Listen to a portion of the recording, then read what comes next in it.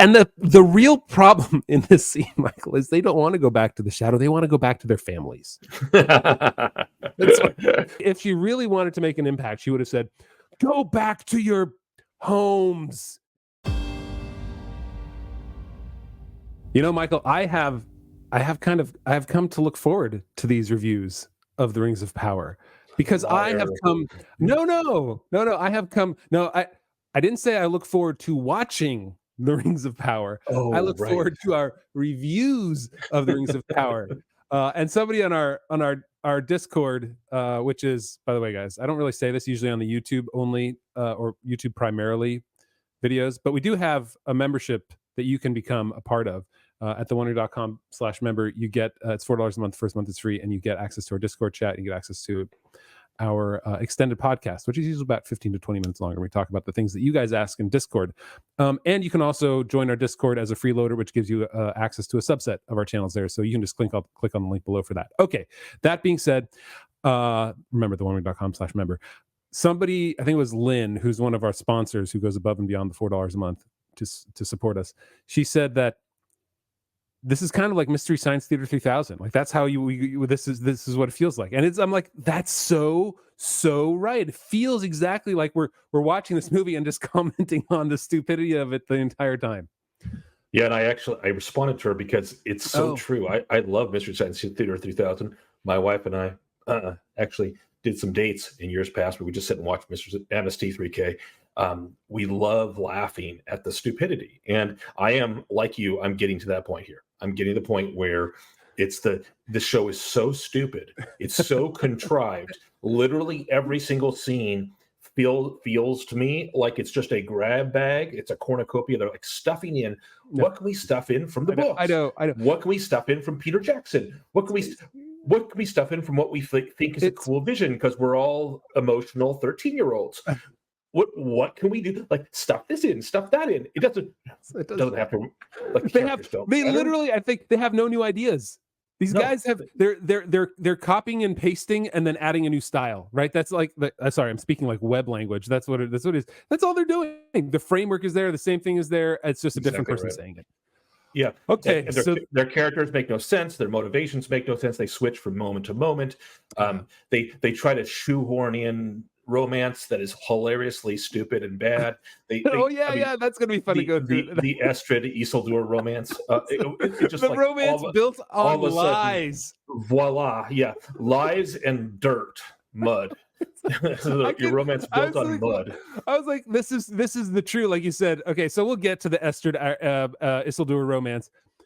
But you have to realize, like when I was watching that, I was like, man, these guys, they've never experienced love, I guess, these writers, because somebody who lies to you about who they are is probably going to have a really hard time being trusted and being loved at some point by that person who they lied to the entire time.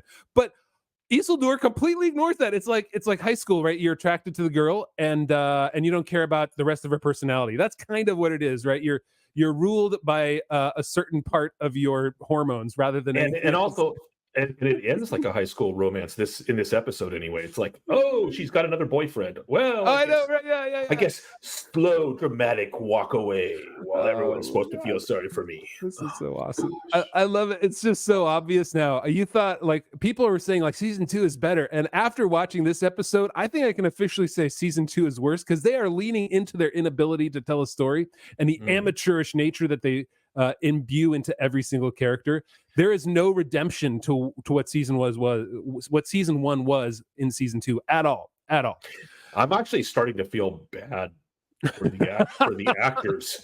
Like I'm imagining myself now if I had to be I'm not an actor, but if I were an actor and I had to go through, I understand now why actors who's Bronwyn left and Adar left. Sure, they've got other reasons, but I can just imagine being on set and it's so painful. The dialogue is so contrived. The scenes are so stupid that it was like, I guess it's a paycheck. So there you go.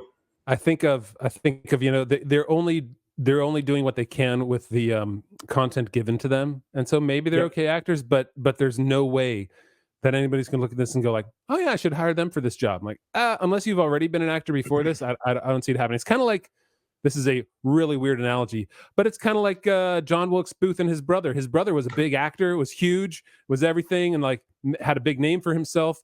And then his brother was always in his shadow, and I don't think that necessarily contributed to his assassination of Abraham Lincoln. But boy, he didn't take it well when nobody appreciated his real acting chops, and so he was just always in the shadow. These guys are always going to be in the shadow of Peter Jackson and especially J.R.R. Tolkien, because the mountain of a shadow of Tolkien and the house of a shadow of Peter Jackson. Yeah. All right, we got to get into this. Yeah, we got to go.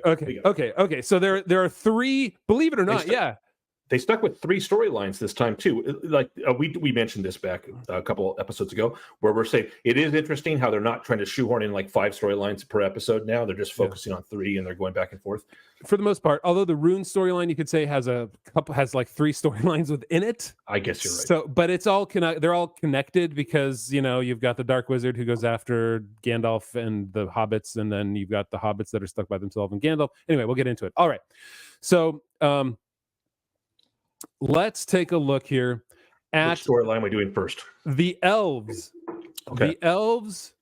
The Elves. We're going to do the Elves first, and then we're going to do the Southlands, which is the hobbits, and then we're going to do the Southlands isn't the hobbits. Oh, sorry. The Southlands is the Arendeers. Whatever. Arendeers will do the dirty people. The dirty people, the wild people, and the ones we have. I don't even know why they're there anymore. And then we'll do Rune, because it ends on Tom Bombadil, and we'll get to that at the end, because I think that bears the most discussion. So, okay, the Elves. I found it interesting. We open with like troops marching through Leenden. Very interesting. It shows you Gil-galad or Gil-gadad-bod, as I'm now calling him. Gil-gadad-bod has an army, which I find highly interesting, because. But first, Michael, you have to know. Look at the size of the bay and the docks here.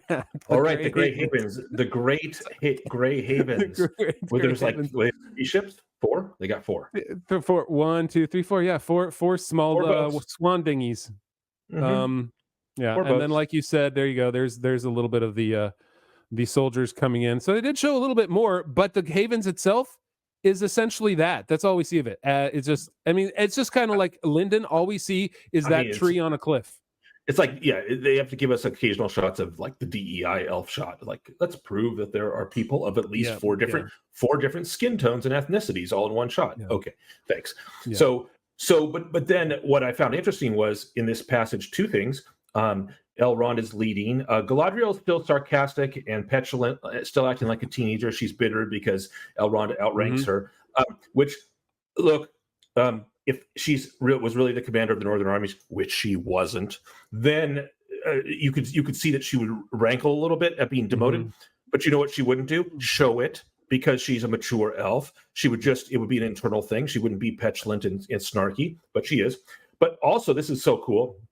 Elrond's like, I'm the leader, and we need 2 swordsmen and an archer. Can you find them for me?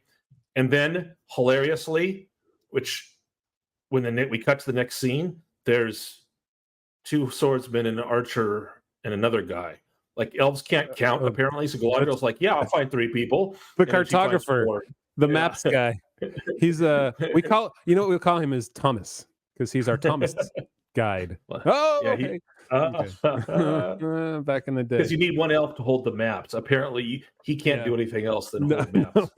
And I love how Galadriel is now. She's being demoted from commander of the Northern armies to the first lieutenant of the army of 5.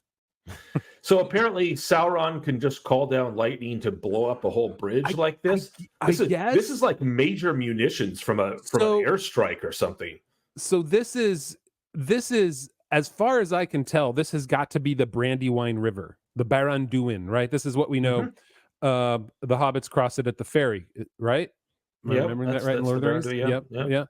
And where is this freaking chasm? I mean, I guess you could say it's 3,000 years earlier, but time doesn't matter there. But everything else is in the right place in this story. So how do we get a chasm that is this enormous? And we might do another. There we go. Another small video on the geographic, because they tried to show us at a couple points travel across a map in this episode. Yeah, and and there's some problems that I noticed, but I'm not going to get into that because in a way that's kind of nitpicky for Tolkien nerds. Major problem here, though, they're trying to show us that Sauron has the power to take out a random bridge somewhere. Yeah. So yeah, and I just want to kind of go back just to make sure people understand what's going on here. Is that if we zoom in on this here by quite a bit, we'll see. So here's Bree, right? Here's the Brandywine Bridge. And this is the Brandywine or the Baron Duin, which is what they're. And so there's somewhere here because eventually they will get to essentially to wait, the old scroll, spin out a bit, zoom out just a click or two. So if you see the Grey Havens on the left side of the map there, they actually show. They might be at the Gwythlo. That bridge might be at the Gwythlo because they show a zoom in map and they show them traveling from the Grey Havens down towards the Gap of Rohan from a road. And the bridge. No, they can't be because they go to the Barrow-wights next, which is right here. Unless the Wights are way over here. Yeah, I think they're trying to say they're somewhere else. Maybe you're right. Maybe it's over. Maybe it's at Sarnford, that area ish, on the Brandywine. Right over here. Yeah. But maybe it's there. Although it's not much of a ford, is it? Because it's this chasm. But anyway, So you have this situation where apparently this has been destroyed. I mean, this is buckle up, people, because this is the series, the true tidal wave of plot contrivance.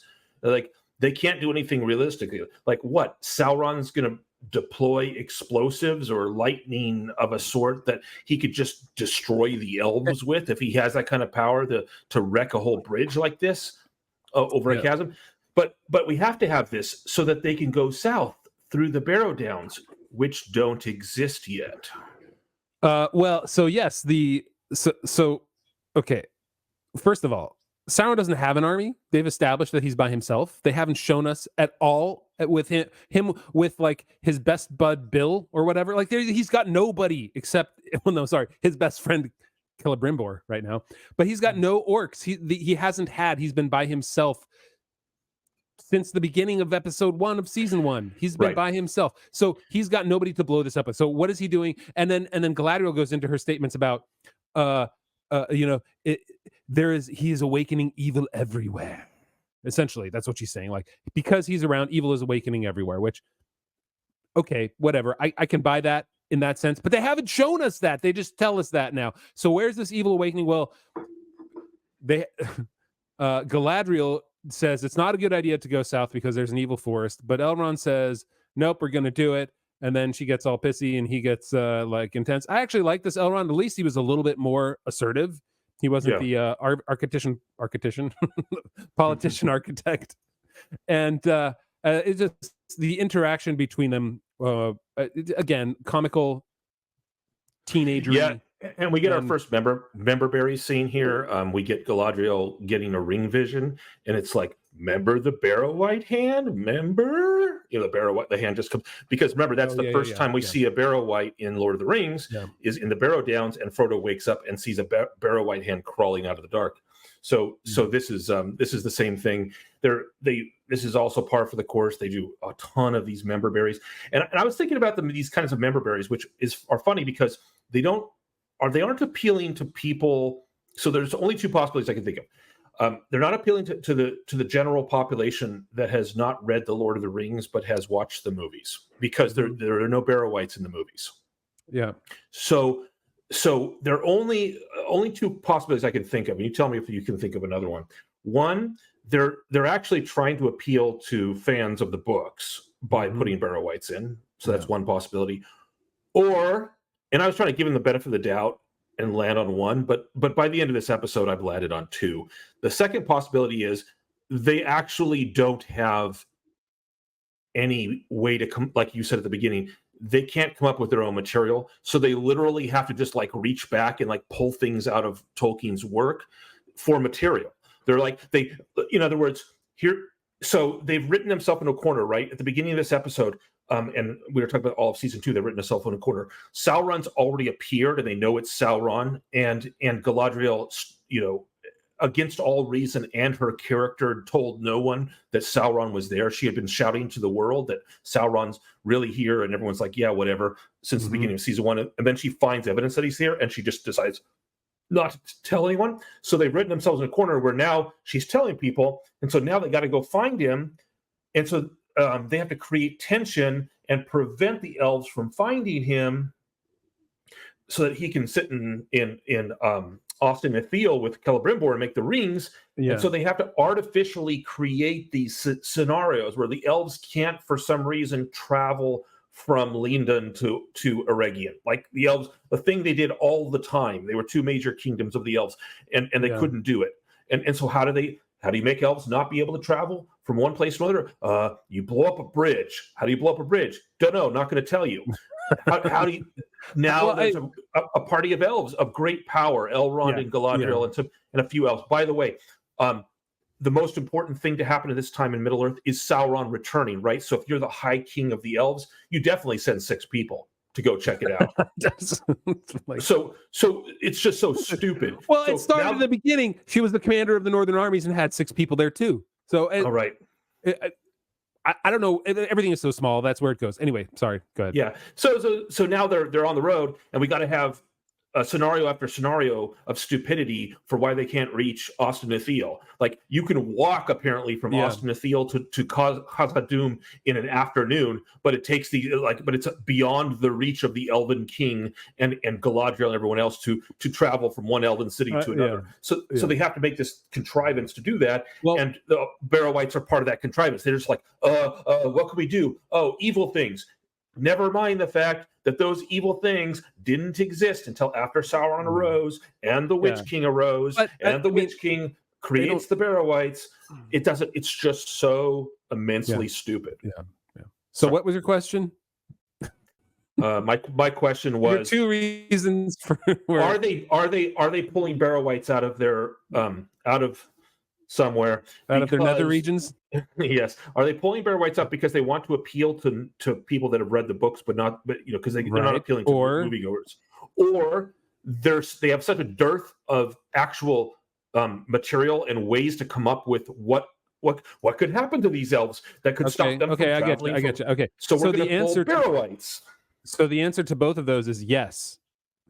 Oh no. I think one, they learned in season 1 that going back to the books, they didn't actually do that very much. So this season, this is the way they're going back to the books. This is how they're going to try and get the real fans in and say, look, you guys wanted to see Barrow-wights on the screen. We're going to show you guys wanted to see Tom Bombadil. We're going to show you Tom Bombadil. You wanted to see Ents. We're going to show you Ents, but it doesn't matter. Like, what we really want, and what I yelled about in a previous video, is I want fidelity to Tolkien. I just want to see what he wrote, not what you think he would have written in your small acorn-sized ability to write, but actually what he did right. Yeah, an acorn-sized world. So I think, and because it is an acorn-sized world, because they're very small and they are very myopic in how they approach this here, and they have none of them have any creative chops. I mean, look, when I was in college, I wanted to be a writer. I wrote about a third of a novel 3 times. It was a great experience in how to write better, and and how to tell a story better. But I was like, I created things in my head that I wanted to put on paper, and then I realized I just don't have the time, and maybe this isn't for me. But I was very creative, I think, in that sense. These guys have never done that before. They've never written their own story. The showrunners, all they did was write, I think, Star Trek. There was, I think, the second one, not Beyond, Star Trek Into Darkness. The one that was a rewrite of what? Khan of Star Trek 2. Khan, Yes. Mm-hmm. So all they've done is rewrite stuff worse. So even the Wrath of Khan, that was what anyway, okay. I don't doubt you that they lack a lot of talent. I actually think this may be an effect of the corporate thumb on them too. Like everything here feels like it's just lukewarm to watered down to little moments that are trying to make money off of that Tolkien wrote. I will say one nice thing about this and this scene and this storyline. I actually like the elves' costumes. I like their traveling garb. I think their costumes are actually pretty cool. They have that right. Like I know the whole massive stitching thing is kind of stupid, but they have the right, like elven practical. They look a little bit practical, but also with some embroidery Okay. and not too fancy and advanced. But I do actually like And I the think her color hair, schemes and stuff. her Yeah. hair. I think Tolkien wrote she would tie her hair up in a circlet on like a crown on her head too. I Yeah. believe Tolkien wrote in the Silmarillion. So they kind of did that with her hair right there too. Yeah. There you go. Okay. I do find this last scene pretty funny, where she says she doesn't want to see any company slain. Unlike apparently when she took her own band of 6 to the north and fought the ice troll, there's like waiting for them to die so she could show off her fighting skills. Anyway, we're like, so okay, so they go here to the Barrow Downs now. Let me skip forward. By the way, the Barrow Downs people, they were the men of Cardolan who died fighting the Witch King. Go ahead. Yes. However, there were some barrows there before them from the men in the north. But it was populated. Through the Third Age battles. The Barrow-wights only exist because the Witch King of Angmar, thousands of years after this moment, the Witch King of Angmar, whatever this moment is, this moment's like a mishmash of 3 moments from the Second Age. But there's the only reason wights exist is because the Witch King called the spirits into the barrows to inhabit the dead. These do not exist at this time. It's totally ridiculous. It's not even they don't even exist at this time. It's that the events to happen way, way, way down the line after the fall of Numenor and everything are the events that produce the Barrow-wights. These Barrow-wights are they're like time traveling Barrow-wights from thousands of years ahead of time. And also, stupidly, elven blades don't hurt them. Well, I mean, I guess you could say would elven blades hurt them, because the blades of the north. So I don't know enough of the specific lore of this. All I know is that the blades, for instance, that the hobbits got in the Barrow Downs, were specifically made to rip soul from sinew. I think that's what he wrote. So they were made to destroy like the Witch King and things of this kind of nature that were captured spiritual beings. So I don't know what elves, but so we're not. Tolkien never says the elf blades wouldn't have hurt him, but okay, fine. Yeah. I'll go with that. Which the regular blades don't hurt. What I find hilarious about this scene is they're trying to write horror, and so the way they write horror is the way that you see teenagers act inside of a horror movie, where like there's a bunch of group of them, and then one of them gets dragged to his death. Literally, what happens here. Well, let's talk through the scene before we get to it. So they get to the Barrow. They get to the Barrow Downs with Galadriel not wanting to go there, and my first thought is wait. Since the Barrow-wights, they find the kill the Linden messengers there in the Barrow Downs, did the Barrow-wights kill them during the day, because they were dragged off with chains, and we see a Barrow-wight with chains? So I guess correct. So, but why? Okay, so that was the only thing. So that was a little bit of a backdoor way into showing that to us. I didn't think it was clear enough at all whatsoever. It was inexpertly done. So they come out of they're in there. I don't remember. They use some lines. Oh, they use the same lines from the Lord of the Rings. I didn't write those down, but the same cold be hand and heart of stone or something. What's that exactly? Right. They say the same line, and this elf says the same line that Legolas says about the elves need not fear the dead. That's from the Paths of the Dead in Rohan and in the White Mountains. So that's a Memberberries. The Barrow-wights are singing the same song. They're chanting the same song they did in the Fellowship of the Ring. That's the save one. Then DEI elf is dragged to his death, and the great part is Galadriel's dragged along with him, and then she just lets him go, and all the other ones run up and they're just all look at him while he goes into the barrow, and they don't run after. They don't try to say, because elves have such a respect for life that they're just like, whoa, that's kind of interesting. And now he gets dragged in, and then he gets crunched. There's a crunching sound, like he's bitten down on. Which, by the way, that's so stupid, because if they could hear the crunch, he would still be screaming. Yeah, because he's screaming. Yeah. So here's the thing: the Barrow-wights, their fear isn't that they attack you with weapons. That was the whole point. They lull you. They put the hobbits to sleep and then drag them into their caves where they would be re-inhabited. whatever it Where ends are up being. these chains? What are these But chains from? you know what those chains are? Those chains are for all the sins they made in life, and they were created into these great links that they would have to carry the rest of their life. I believe one of Okay, the Marley. one of the names here was Joseph Marlinicus. So yeah, that's what the chains were. I don't know. That's the first thing that struck me, like, oh, chains, just like, and I couldn't help but think of Statler and Waldorf as Marley and there you go. A Muppet Christmas Carol when I saw that. So they've got these here. What do you think of the look of the Barrow-wights? Do you have a thought? Are they fine? Do they? They didn't strike me as particularly bad or anything. Okay. Like, it's fine. Yeah. How about you? I mean, didn't really care a whole lot. They look like there's something from like Pirates of the Caribbean. Yeah, they are exactly. Like the ride Pirates of the Caribbean, and then the movies afterwards. So and they're full of jewelry and ornate stuff, which is supposed to be they're supposed to be the nobility. So I love how they fight. So they fight the Barrow-wights. Nothing happens, and then all of a sudden, Elrond remembers. He's like, "Wait, give me some time. I remember now. In the lore, it says that only the blades they're buried with will put the creatures to rest." I'm like, then why did you start that way? If you know the lore, and if Galadriel knew the lore, said this is not a good idea to come here, what are you doing? Not like just fighting. It's a contrivance to make it dangerous for them to have an event along the way. And contrivance, all contrivance. I like Galadriel says to Asian elf when she shoots her, she says, "Still your arrow," before she fires at him and takes a chunk out of his face. Do you understand how words work? That doesn't still your arrow. What is it? Is the arrow loud and obnoxious? Is that why you're like, still it? Be quiet. No, it's not the way. The lines these writers write. Still your arrow. Man, you're thinking too hard about this. Yeah, no. Most of the language that specifically the elves speak is tortured and convoluted. I don't know if you ever saw. I didn't watch much of it, but I remember this show Spartacus back in the day, and they had a very unique way of writing everything. It was very sort of like Yoda languagey, and it feels like that with the elves here. It feels like they're trying to be deep. They're doing that. Yeah. So so there's the up close of the Barrow-wight.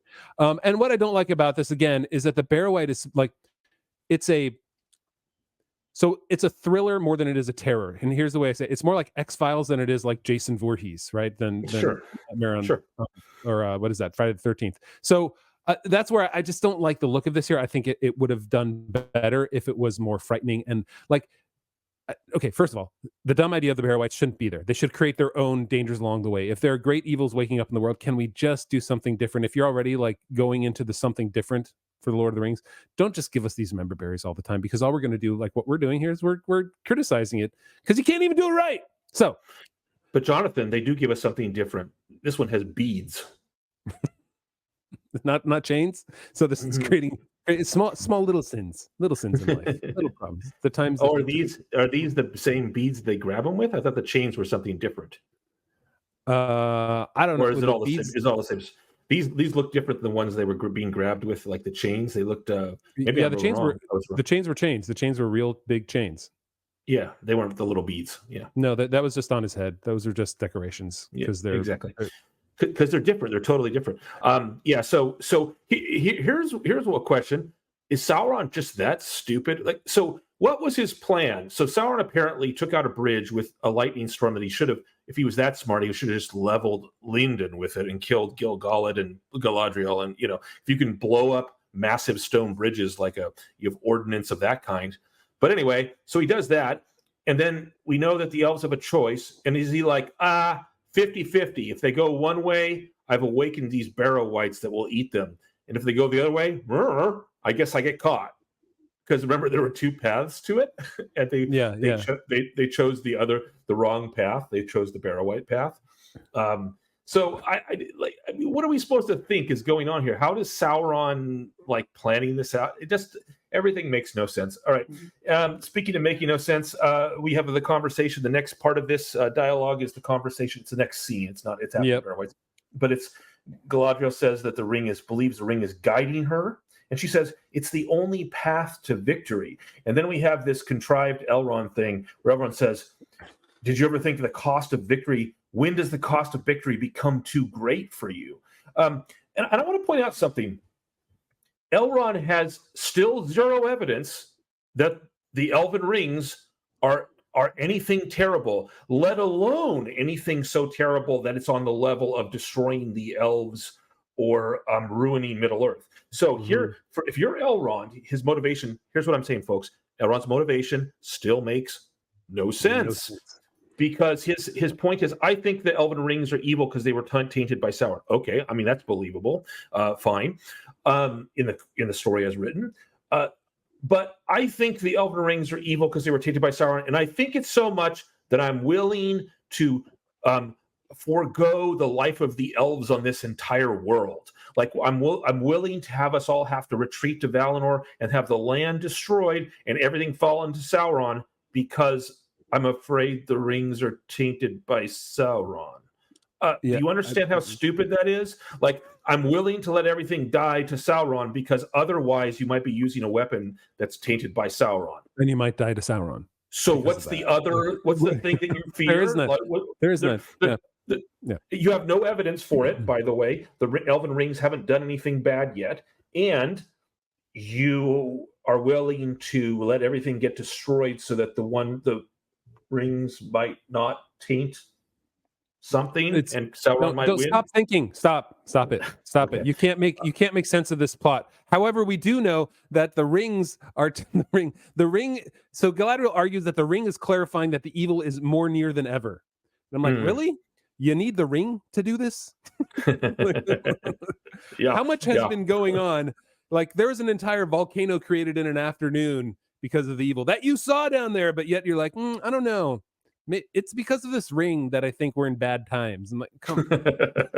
That's good. That part was good. She also said that she doesn't fear about the cost of victory being too great. Like Elrond's trying to give the classic teenage version of that thing where, well, if you're willing to do anything to win, you might just be willing to become evil. And doesn't that bother you? Doesn't that terrify you? He says. Yeah. And she says, the suffering of a world ruled by Sauron terrifies me more. So what she's saying is, I want to use this ring, even though it might be dangerous, because the suffering of a world ruled by Sauron terrifies her more.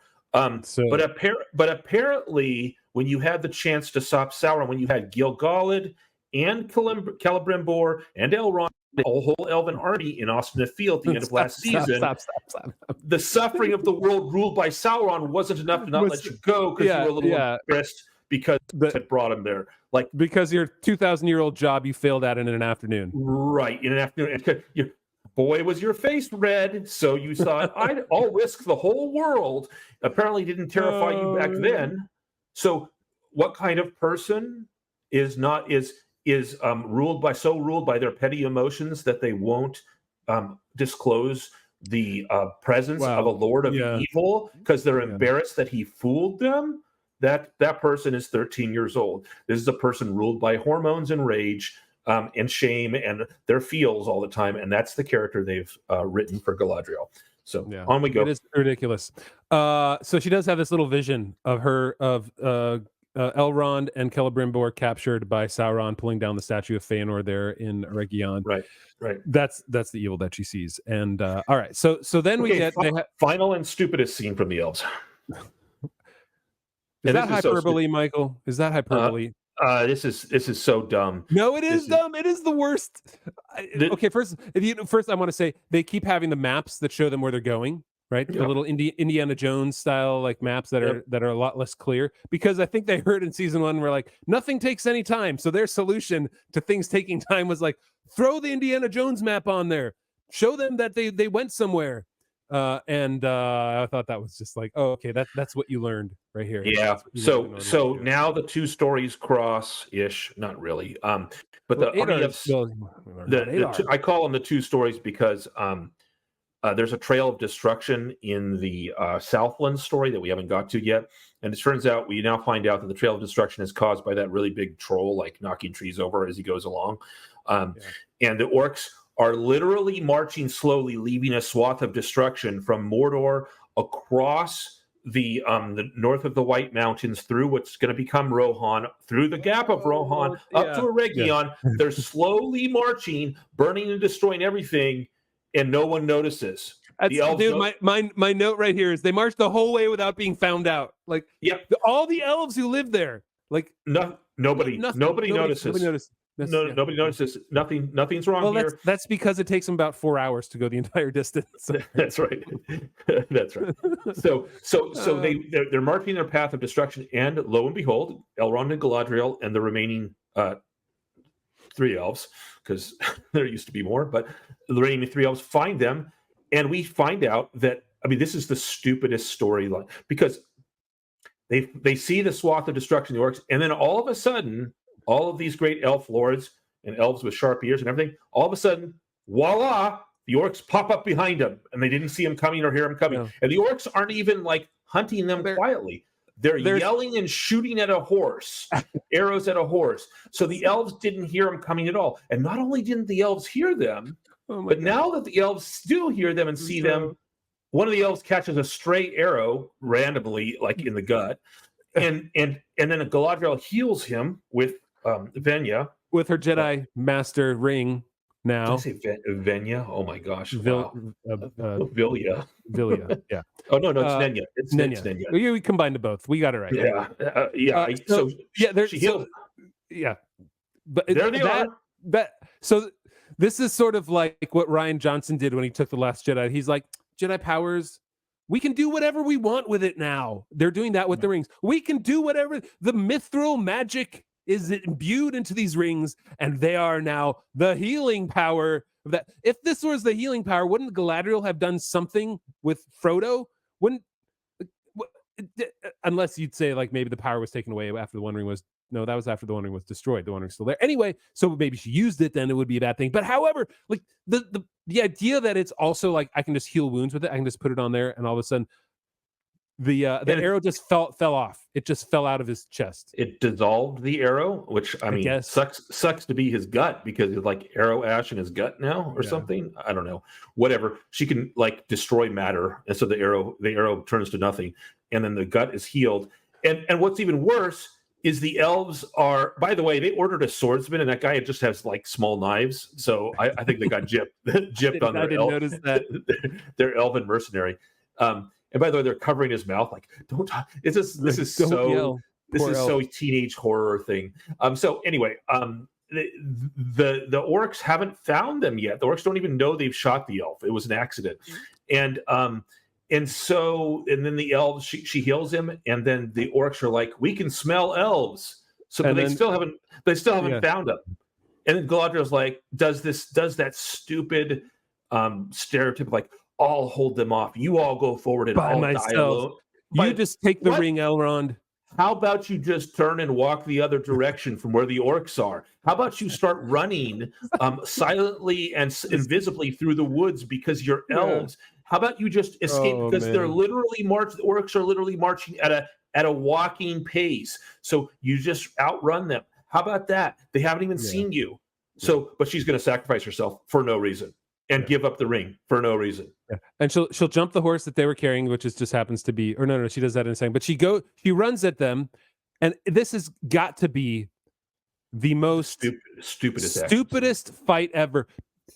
There's an entire 20, 30, 40 orcs right there. Yeah. She's by herself, does some awesome moves, throws a lantern up in the air, makes it explode over orcs. She double fires an arrow. She throws some knives, and all these orcs, while she's fighting, stand around. Look at them all. They're just standing there while she's. This is the 1980s martial arts movie thing where you got like everyone's like polite. All right, let her fart one at a time, and then the next guy will go in, and then the next guy will go in. Let's remember, a cartographer elf was shot with an arrow. Apparently now the orcs are out of arrows. Nobody's firing anything at her anymore. They're just standing there going like, "You're up on a horse. I can't. I'm not going to fire anything." It's like they had their arrows out to shoot the horse, and then they stopped shooting the horse once she was on it. I mean, they shot an elf without even realizing they had shot him. Yeah. But now they have all their bows, and she's 10 feet away, and they can't shoot her. I mean, they're worse than stormtroopers, man. Also, these scenes are so dumb. Like, she threw a lantern up and caught two orcs on fire. So what? Mm-hmm. What was that for? There's literally 30 others around her. And then she says, I love this. She says the worst line. Remember, go back to the shadow. Yeah, here we go. elven lands. Those are elven lands. And then they do some growl. Back to the shadow. That strips that phrase of all its meaning.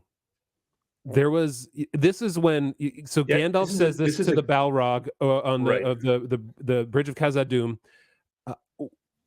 after he says, "I'm a servant of the secret fire," right? And there's this because he says that after that, and the shadow, obviously, he's made of shadow and flame, and he says, "Go back to the shadow because I'm a servant of the secret fire." And the real problem in this scene, Michael, is they don't want to go back to the shadow. They want to go back to their families. So if she really wanted to make an impact, she would have said, "Go back to your homes and your children. Remember them." Not go back to the shadow, because they don't want to go back to the shadow either. They want to go back to the kids. Instead, she had to do a "get off my lawn" line. This is the elven lands. Go back to the shadow. Like, get off my lawn. Oh, okay.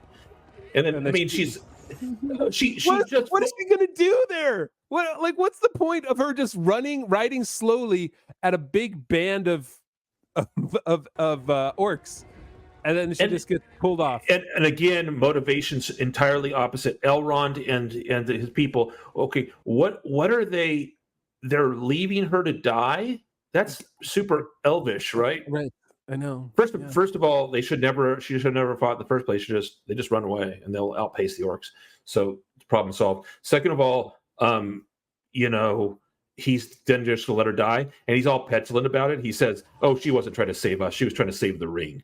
Well, she was. She doesn't care about the elves anyway. That's ultimately, unless she has the ring. That anyway. So it ends with this, and then we have go back to the shadows, and she randomly runs just at these guys. What's she gonna do? I guess jump over them, but then boom! No, oh no, a chain, because chains are the new weapon in Middle Earth. The chains are the thing. Adar's already creating his Marley. This is what I learned. This is what I learned from this episode: is the only way to kill elves in Middle Earth is with chains. With chains. Every time an elf is defeated, it's with chain. What's she gonna do? Oh, she's gonna use her flaming arrow, and then she's not gonna fire it. She has a moment to fire it, decides not to, and Adar is there and says, "Yeah." This is what I looked it up just to make sure. This is what Frodo says to when he meets the elves. Gildor. Thank you. I kept thinking Gilgalad because of the show. I'm like, it's not Gilgalad. It's the other guy. So he says it to Gildor. Do you remember what it means exactly? It's a star shines upon the hour of our meeting. That's right. Yeah. Yeah. And then, bam! It's over. Okay. That's the elves. That's the elves in episode 1. Dude, I think we're gonna have to split this off into a couple episodes. So I'll release this one in one day, and then let's talk about the Southlands. Or no, we're gonna talk about the Southlands next, because in Southlands we get the Ents or something like that, and a new Dune worm of some sort.